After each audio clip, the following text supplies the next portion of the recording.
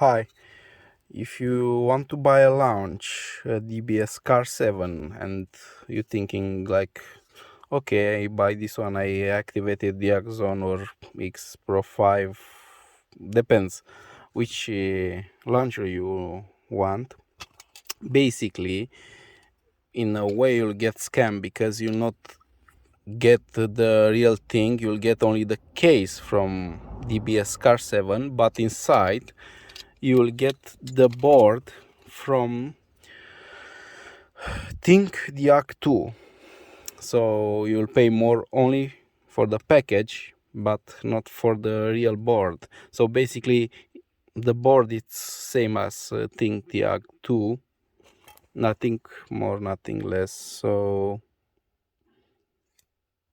don't buy it. Don't buy this one because it's more expensive and you'll do the same thing like Think the Act 2 VSI. So yeah, don't get scammed.